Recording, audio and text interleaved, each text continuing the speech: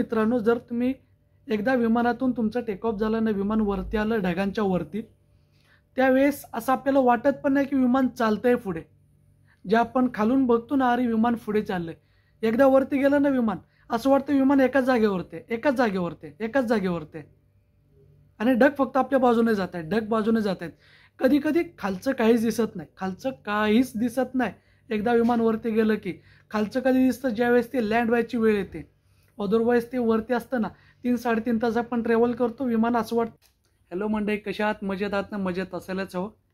तर भरपूर दिवसानंतर मला वाटलं की काहीतरी असं वेगळं करावं, कारण प्रत्येक वेळेसच मिळतोय कॅमेऱ्यासमोर आणि तुम्हाला मी सांगतोय मी दुबईमध्ये कसा आलो, काय आलो, काय आलो, काय आलो. तर म्हटलं चला ठीक आहे, जर आता आपण हेच करतोय तर पुढे कंटिन्यू ठेव.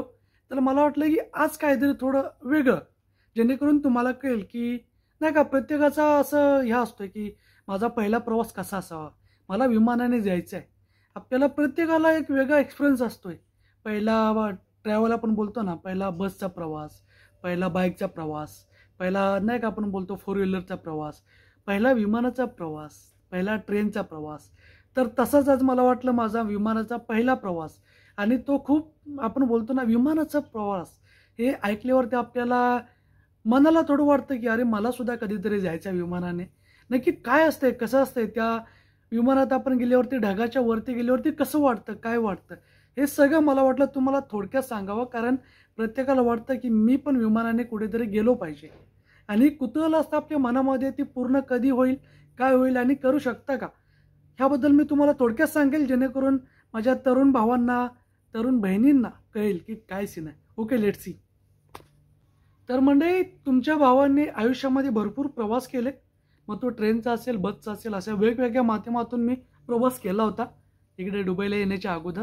तर अचानक मला असं वाटलं की कुठेतरी आपण थांबलोय, आणि हे थांबलेलं आपल्या आयुष्यासाठी चांगलं नाही आहे. कारण माझं त्यावेळेस एज होतं 22, आणि 22 वर्षामध्ये वाटतं ना रे, आपल्याला बोलतो ना पंख फुटतात. काही लोक बोलतात की 22 वर्षामध्ये मुलांचं मन काय बोलतात ते धारावरती नसतं, ताब्यात नसतं, काय नसतं. अशातली गोष्ट असते. मुलांना उंच उडण्याची मनामध्ये जिद्द निर्माण होते.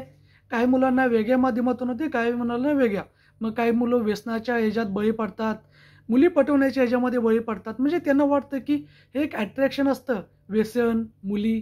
तर आता मी त्याच्या अपोजिट होतो. मला वाटायचं की काय आहे मुली पटवणं, व्यसन करणं, ह्याच्यामध्ये आपण थांबलो तर आयुष्याची बरबादी आहे. कारण आपल्याला फ्युचर, आता जर आपण आपल्या फ्युचरच्या दृष्टिकोनातनं जर हे केलं नाही तर कुठेतरी फसू, असं मला वाटायचं.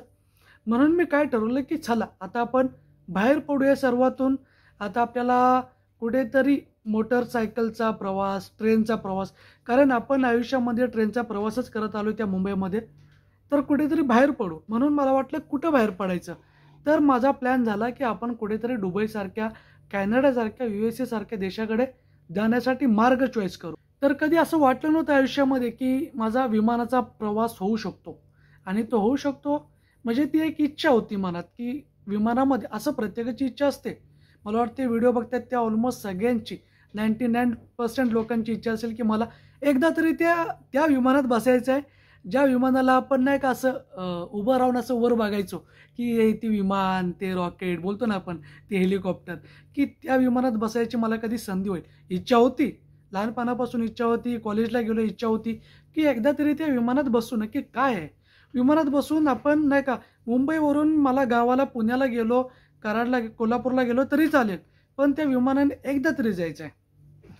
आणि तीच इच्छा मनाशी बाळगून मी असंच रँडमली असं माझ्या मित्राशी वगैरे गप्पा मारता मारता, कारण माझा ऑलरेडी एक मित्र दुबईला आला होता, गप्पा मारत मारत असं बोलणं झालं. तो तयार झाला, त्याने मला तिकीट वगैरे बनवली, माझा व्हिसा बनवला. कारण पासपोर्ट मी ऑलरेडी बनवला होता, त्याच्याबद्दल मी एक स्पेशल व्हिडिओ करेलच. तर असंच बोलत बोलत आमची सगळ्यांची गप्पा करत करत एकदम सिरियसली मी विजासाठी त्याला पैसे दिले, तिकीटसाठी सुद्धा पैसे दिले. आणि मी तिकीटसाठी त्याला पैसे दिले होते अराउंड 15,000 रुपये आपल्या इंडियाचे, आणि विजासाठी त्याला पैसे दिले होते 25,000 रुपये. तर तो दिवस आला की मला विमानाचा पहिला प्रवास करण्याचा तो दिवस आला. असंच माझ्याकडे ऑलरेडी तिकीट झाली होती, माझ्याकडे विजा होता. काय असतंय, आपण एअरपोर्टला ज्यावेळेस एंटर होतो ना, मी हे तुम्हाला डिटेल्समध्ये सांगणार नाही, कारण डिटेल्समध्ये एक स्पेशल व्हिडिओ करेल, कारण मला वाटतं की त्याच्यामध्ये एक असा पूर्ण प्रोसेसचा एक वेगळा व्हिडिओ हवा, आणि तो सुद्धा मी लवकरच करेल. तर एकदम आतमध्ये एकदम सिंपल असते, कारण मी सांगतोय, कारण मी आपल्या मुंबई एअरपोर्टचं सांगतो तुम्हाला, छत्रपती शिवाजी महाराज टर्मिनल्स त्याचं सांगतो मी तुम्हाला, इंटरनॅशनलचं सांगतोय. तर तिथे ज्यावेळेस आपण आतमध्ये एंटर करतो ना, हा जर कोण समजा लेबरमध्ये येत असेल किंवा ज्यांचं एज्युकेशन थोडं कमी असेल, त्यांच्यासाठी तुम्ही आतमध्ये येऊन मराठीमध्ये जरी वार्ता केली, मराठीमध्ये कम्युनिकेशन केलं तरीसुद्धा चालू शकतं, हिंदीमध्ये कम्युनिकेशन केलं तरीसुद्धा चालू शकतं, इंग्लिशमध्ये केलं तर अतिउत्तम. पण मला कुठंतरी असं वाटतं, जर आपण आपल्या महाराजांच्या नावाचं असलेल्या एअरपोर्टमध्ये जातो तर तिथं मराठीमध्येच बोला. आणि मी सुद्धा मराठीमध्ये बोलत होतो तिथे. आणि मी ज्यावेळेस काय झालं, माझा पहिला प्रवास होता, परंतु मी यूट्यूबवरती सर्व पाहिलं होतं की नक्की काय प्रोसेस जाते, कारण होतं ना आपण नवीन नवीन चालू आहे अशा नवीन ठिकाणी, आणि पहिल्यांदा एअरपोर्टमध्ये चाललो आहे आपण. प्लॅटफॉर्मला TCला बघून घाबरणारी लोक एअरपोर्टला चाललो आहे, म्हणून मी सर्व आधीच प्रोसेस पाहिली होती. एअरपोर्टला गेल्यावरती कसं करायचं असते, काय करायचं असते, तिकीट वगैरे कशी मिळते, काय मिळते, सगळं पाहिलं होतं. माझ्याकडे ऑनलाईन काढलेली तिकीट होते. मी तिथे गेलो बोर्डिंगला, त्यांना सगळं दाखवलं. आणि एका व्हिडिओमध्ये मी ऐकलं होतं की तुम्ही जर विंडो मागितली तर ते तुम्हाला विंडो देतात. कधी पण लक्षात ठेवा, फ्लाईटच्या आपण नाही का पिक्चरला जातो किंवा ट्रेनची तिकीट ऑलरेडी काढतो, हा सीट नंबर माझा आहे, तो सीट नंबर माझा आहे, असं ऑलरेडी आपल्याला माहिती असतं. फ्लाईटच्या तिकीटला तसं नव्हतं. फ्लाईट तसं नसतंच मला वाटते मे बी, कारण मी आता 2-3 वेळा माझी येणं झाली, म्हणजे दुबईवरून इंडियाला गेलो होतो, परत आलो होतो, परंतु त्या तिकीटवरती पर्टिक्युलर तुमचा सीट नंबर मेन्शन करत नाहीत. तर तो आपल्याला बोर्डिंग ज्यावेळेस आपण करतो त्यावेळेस आपण बोललो ना की मॅडम किंवा सर तुमच्याकडे विंडो आहे का, तर ते देतात. आणि मी 3 वेळा ट्रॅव्हल केला, मला 3 वेळा विंडोज भेटली होती आणि मी मागून घेतली होती स्पेशल. आणि विंडो हा भेटतोच मागितल्यावरती. तर मी विंडो मागितला, मला माहिती नव्हतं की नक्की काय, कारण आपण फक्त ते आपण बोलतो ना, आपण TV मध्ये पाहिलं आहे, व्हिडिओमध्ये पाहिले की त्या विमानाची विंडो कशी असते. आपण फेस टू फेस कधी पाहिलं नव्हतं, त्या गोष्टी प्रत्यक्षात कधी पाहिल्या नव्हत्या, आणि तो अनुभवण्याचा तो क्षण आला होता मला. मी त्या सगळं अनुभवण्याचा आधीच म्हणजे बघितलं होतं नक्की काय असते. झालं सगळी प्रोसेस वगैरे करून मी फ्लाईटमध्ये आम्ही इंटर झालो. आता ते इंटरसुद्धा कसं होतं, ते जे म्हणजे नाही का आपण डायरेक्ट असं आपण प्लॅटफॉर्मवरून कसं ट्रेनमध्ये जातो तसाच सीन असतोय फ्लाईटचा सुद्धा. आता काही ठिकाणी दाखवतात ना की उतरून ते शिड्या वगैरे चढतात, काही ठिकाणी तसं सुद्धा होतं, आणि अदरवाईज काही ठिकाणी डायरेक्टसुद्धा असतं. डायरेक्ट आपण फ्लॅटमध्ये जातो, तिथे मस्त तुमचं वेलकम करण्यासाठी एक लेडी असते, ती वेलकम करते. ते सगळं झाल्यावरती आपण जसं ट्रॅव्हल्समध्ये सीट नंबर शोधत जातो ना, तसंच असतंय फ्लॅटमध्ये सुद्धा. सीट नंबर शोधायला लागतो, अरे कुठे आहे माझा seat number A10, A2, A3, B1, B2 असं शोधत जावं लागतं. फ्लाईटमध्ये आतमध्ये गेल्यावरती ना, कधी लक्षात ठेवा, जे नवीन जातात त्यांच्यासाठी खूप महत्त्वाची गोष्ट आहे. फ्लॅटमध्ये 2 वॉशरूम असतात. एक वॉशरूम असतोय फ्रंटला, एक वॉशरूम असतोय बॅकला, म्हणजे सगळ्यात शेवटी आणि सगळ्यात सुरुवातीला, असे 2 वॉशरूम असतात. तर मला वाटलं की सांगावं, कारण काही लोकांना वाटतं की अरे यार वॉशरूम कुठे आहे, विचारू की नको. तर तुम्ही न विचारण्याची गरजच नाही, तुम्ही बिंदास विचारा. जे कोण तिथं असेल ते तुमच्या मदतीसाठीच तिथे असतात. तुम्ही कधी त्यांना आवाज दिला, तिथे बेल असते ते तुम्ही प्रेस केली, ते कधी येऊ शकतात तुमच्या मदतीसाठी. आणि तुम्हाला समजा महाराज आपण लाजतो रे, पहिला प्रवास आहे, माझं सुद्धा असंच झालं होतं, लाजलो होतो मी. परंतु तुम्हाला माहिती होतं वॉशरूम हे एंड आणि फर्स्ट या 2 साईडला असते. मग मी तेच केलं, मी डायरेक्ट उठलो आणि वॉशरूममध्ये गेलो, यूज केलं, परत सीटवरती येऊन बसलो. सीटवरती बसल्यावरती सुद्धा ते सांगतात कधी मोबाईल वापरायचा, कधी वापरायचा नाही, हे सांगतात. ते अनाऊन्समेंट करतात. आणि त्या अनाऊन्समेंट मराठीमध्ये सुद्धा होते, हिंदीमध्ये सुद्धा होते, इंग्लिशमध्ये सुद्धा होते. त्यामुळे टेन्शन नका घेऊ की अनाऊन्समेंट आल्यावरती मला कळेल का, अनाऊन्समेंट कुठली येते, काय येते.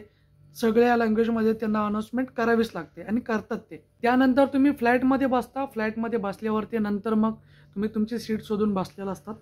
त्याच्यानंतर तुम्हाला सांगतात ते सीट बेल्ट बांधायला. ज्यावेळेस फ्लाईट टेक ऑफ करते ना, त्यावेळेस ते सांगतात की तुम्हाला सीट बेल्ट बांधायचं आहे.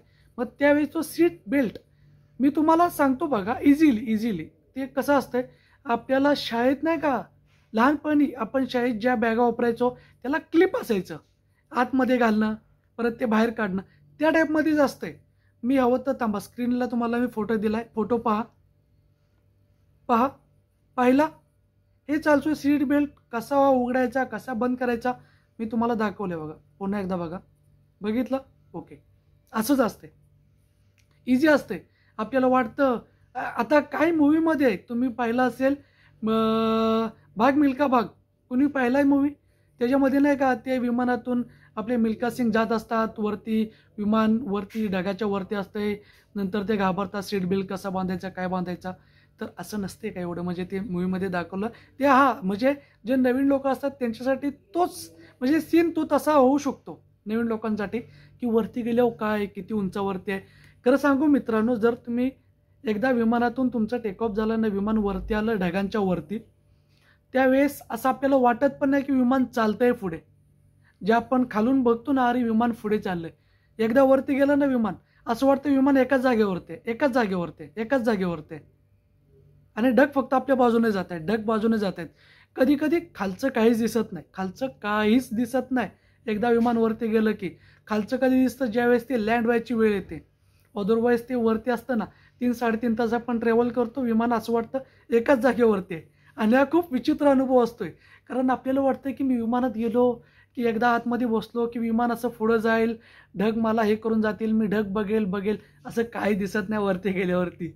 आपल्याला ते फक्त काय कधी कधी दिसतं, परंतु अदरवाईज रेअरली ते पाहायला मिळतो. अदरवाईज विमान, आता माझ्या तिन्ही प्रवास मी केले, त्याच्यामध्ये विमान मला स्टेबलच दिसलं. आणि ज्यावेळेस लँड व्हायची वेळ येते ना, त्यावेळेस ते मग ते ढग वगैरे दिसायला, जसं विमान खाली येतं मग ते ढग दिसतात. अदरवाईज वर गेलं काहीच दिसत नाही. आपण विंडो घेतो, मजा आपण बघतो काय, मी विंडो घेतली, मला काहीतरी दिसेल बघायला, ढग माझे जातील, निळे ढग जातील, असं नाही काय वाटत. खूप म्हणजे माझ्यासाठीचा एक्सपिरियन्स हा होता. आता बाकी लोकांचं माहिती नाही, कदाचित त्यावेळेस त्यांना असं जाणवलं असेल ढग चाललंय, ढग वगैरे त्यांनी कॅप्चर केलं असेल, व्हिडिओत कॅप्चर होतात. आता ते मी बघतो व्हिडिओमध्ये, परंतु मला असं काही वाटलं नाही. कारण मला विमाने असं वाटलं की एकाच जागेवरती थांबले आणि टाईम कटत चाललाय आणि नंतर लँड यायची वेळ आली, असं मला भासलं. परंतु तुमचा काय एक्सपिरियन्स आहे, तुमचा ह्याच्या अगोदर तुम्ही केला असेल आणि तर मला तुम्ही कमेंट बॉक्समध्ये सांगा. विचार करा, मी AC मध्ये बसलोय तरीसुद्धा मला एवढी गरमी येते. तर हे सगळं प्रोसेस झाले की लँड व्हायची वेळ येते, मग त्यावेळेस पुन्हा एकदा आपल्याला बेल्ट लावावं लागतं. त्याच्यानंतर आपण लँड झाल्यावरती परत आपल्याला बाहेर यावं लागतं. बाहेर आल्यावरती तीच प्रोसेस असते, अरायवल. आपण फक्त अरायवल तेच फॉलो करत तुम्ही बाहेर यायचं आणि तीच प्रोसेस फॉलो करायची, जी प्रोसेस तुम्ही ज्यावेळेस तुम्ही इंटर झाला कुठे, फॉर एक्झाम्पल तुम्ही इंडियाच्या कोणत्या मुंबईच्या एअरपोर्टला समजा तुम्ही इंटर झाला, तीच प्रोसेस तुम्ही ज्या ठिकाणी लँड झालाय त्या एअरपोर्टला सेम प्रोसेस असते. मग दुबईमध्ये असेल, कॅनडामध्ये असेल, अमेरिका, सेम प्रोसेस तीच असते. असा असतो विमानाचा प्रवास. आणि माझा सुद्धा हाच होता, काही वेगळं नव्हतं. माझ्या फर्स्ट प्रवासामध्ये मला सर्वात महत्त्वाची गोष्ट, कोणत्याही एअरपोर्टला तुम्ही जा, तुम्हाला वायफाय फ्री मिळतो, वायफाय फ्री असतोय. माझ्यासोबत अशी झालं होतं, मी ज्यावेळेस एअरपोर्टला आलो मला माहिती नव्हतं, मी घाबरलो, अरे माझ्या मित्राला कॉन्टॅक्ट कसं करू. तर मला तिथे एक टॅक्सीवाला होता, मला बोलला की मित्रा वायफाय फ्री आहे, तू कनेक्ट कर. मी जस्ट कनेक्ट केला, फ्री वायफाय. मग मी मित्राला कॉन्टॅक्ट केला. तसंच तुमच्या बाबतीत पण कधी झालं तर वायफाय फ्री असतोय, लक्षात ठेवा. आणि त्या हिशोबाने तुम्ही तुमच्या जे कोण तुमचे रिलेटिव्स असतील, कोण असतील, त्यांना कॉन्टॅक्ट करू शकाल.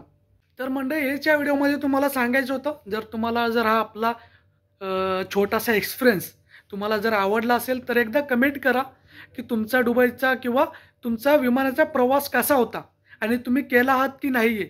नसेल केला तरी कमेंट करा, केला असेल तरी कमेंट करा. तर हा व्हिडिओ आवडला असेल तर व्हिडिओला लाईक करा, शेअर करा आणि चॅनलला सबस्क्राईब करा. भेटू अशाच एका नवीन व्हिडिओत. तोपर्यंत tata, bye bye, see you.